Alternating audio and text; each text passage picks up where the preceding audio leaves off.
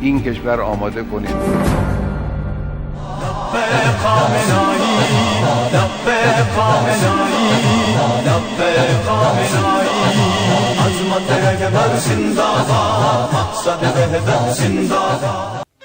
انقلاب اسلامی ایران کو ناکام بنانے کے لیے ہر طرح کی ناکام کوشش کرنے والی استکباری طاقتیں امام خمینی رحمۃ اللہ علیہ کی باسیرت اور پربصیرت حکمت عملی کے آگے ہار چکی تھی اور کوئی چارہ باقی نہیں رہ گیا تھا۔ چنانچہ انقلاب اسلامی کے قائد اور اسلامی جمہوری نظام کے بانی حضرت آیت اللہ العظمیٰ امام خمینی رحمۃ اللہ علیہ کے وصال کے بعد انہوں نے اپنی نامراد امیدیں وابستہ کر رکھی تھیں۔ 4 جون 1989 کو جب معمار انقلاب اسلامی جمہوریہ حضرت امام خمینی رحمۃ اللہ علیہ کا وصال ہو گیا تو دشمنان اسلام سوچ رہے تھے کہ گویا امام کی عمر کا خاتمہ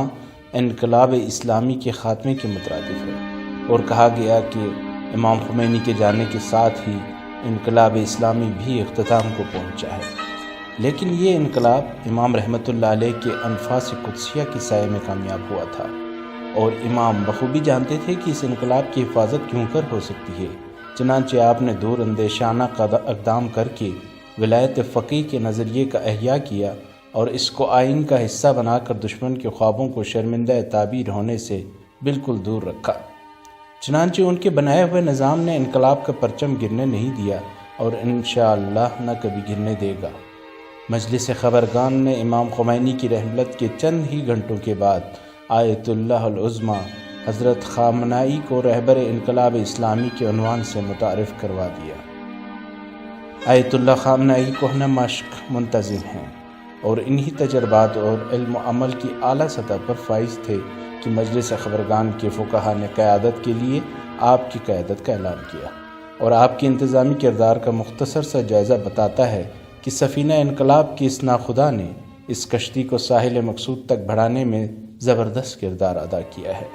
اور اس دوران آپ نے اندرونی فتنوں اور بیرونی سازشوں کا مؤثر انداز سے مقابلہ کیا، اور انقلاب و اسلامی ملک ایران کو عظیم ترین اندرونی اور بیرونی طوفانوں سے گزار کر سر منزل مقصود کی طرف رواں دواں رکھا۔ اور بات کسی سے بھی مخفی نہیں ہے کہ آیت اللہ العظمیٰ خامنائی نے امام خمینی رحمۃ اللہ علیہ کی کمی محسوس نہیں ہونے دی ہے، اور ان کی دور اندیشی نے ایران کو ممتاز عالمی حیثیت دی ہے۔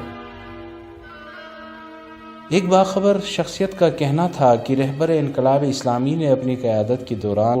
10 سے بھی زائد مرتبہ اسلامی جمہوریہ ایران کو عالمی سازشوں سے نجات دلائی ہے، جن کا قطعی نتیجہ بڑی طاقتوں کے مد مقابل براہ راست لڑائی میں کود جانا تھا، مگر رہبر انقلاب کی تدبیر نے خطرات کو مواقع میں تبدیل کیا ہے۔ رہبر عظیم الشان حضرت آیت اللہ العظمیٰ سید علی خامنائی حجت الاسلام والمسلمین مرحوم حاج سید جواد حسینی خامنائی کے فرزند ہیں۔ آپ 28 صفر 1358 ہجری قمری کو مشہد مقدس میں پیدا ہوئے۔ آپ اپنے والدین کی دوسری اولاد ہیں۔ آپ کے والد سید جواد خامنائی اکثر علماء اور دینی مدرسین کی طرح قناعت پسند اور سادہ سی زندگی بسر کرنے کے عادی تھے۔ ان کی سادہ زندگی کے مثبت اثرات ان کے اہل و عیال پر بھی مرتب ہوئے، اور وہ بھی ان کی طرح قناعت پسند اور سادہ زندگی بسر کرنے کے عادی ہو گئے۔ رہبر عظیم الشان اپنی زندگی کی پہلی یادداشت بیان کرتے ہوئے اپنی اور گھر والوں کی زندگی کے حالات کو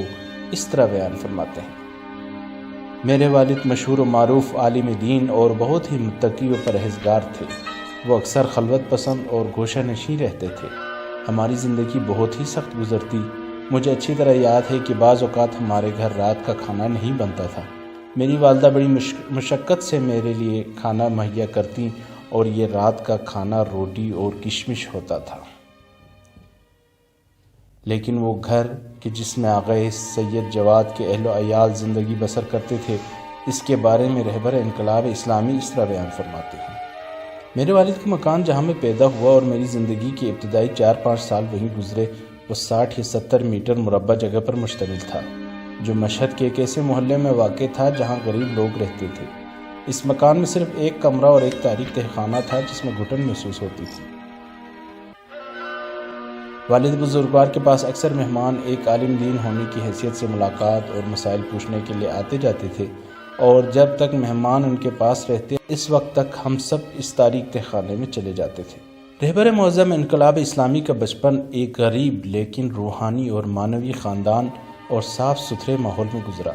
قرآن مجید کی تعلیم کے لیے آپ 4 سال کی عمر میں اپنے بڑے بھائی سید محمد کے ہمراہ مکتب بھیج دیے گئے۔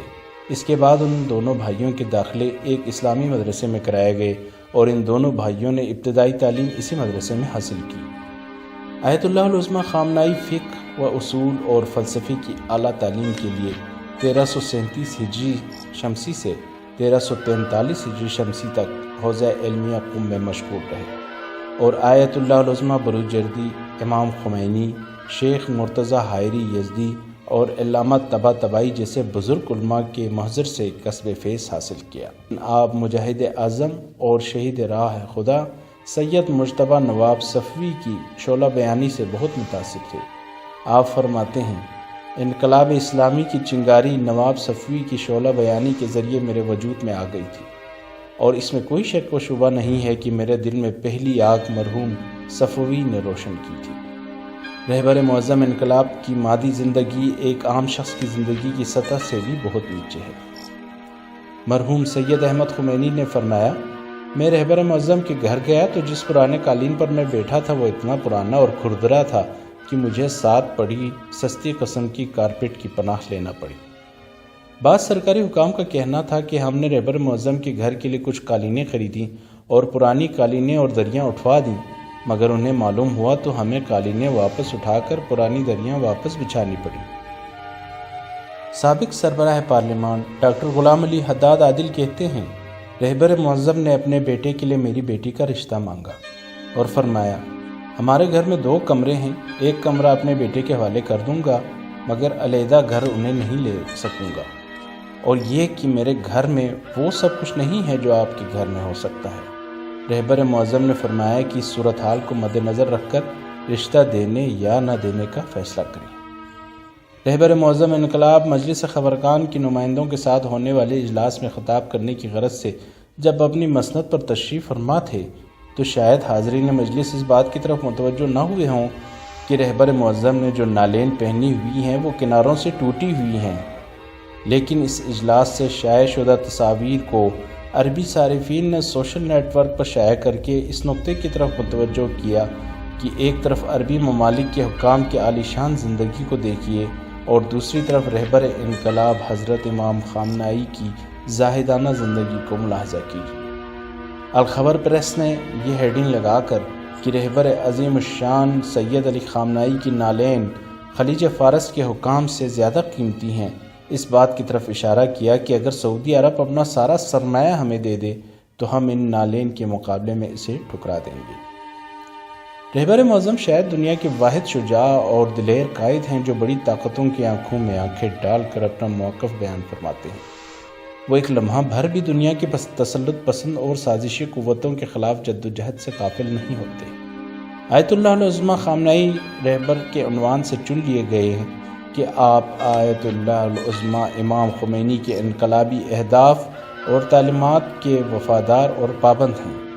آپ نے گزشتہ 10 برسوں کے دوران ایران میں سافٹ ویئر موومنٹ اور سائنسی تحریک کی بھی قیادت کی ہے، جس کے نتیجے میں ایران نے سائنس اور ٹیکنالوجی کے میدان میں زبردست ترقی کی ہے۔ بلا شبہ آج رہبر معظم کی دور اندیشی اور ایک زبردست قائدانہ صلاحیت نے نہ صرف ملک ایران کو ایک ناقابل شکست طاقت بنا دیا ہے بلکہ پوری دنیا کے مسلمانوں کو ایک فکر دی ہے اور امت مسلمہ کے مسائل حل کرنے اور ان کے درمیان وحدت کے لیے عظیم خدمات انجام دی ہیں۔ دعا ہے کہ عالم اسلام کے اس عظیم لیڈر کا سایہ ہمارے سروں پر ہمیشہ برقرار رہے۔ علی خامنائی، علی خامنائی، علی خامنائی، علی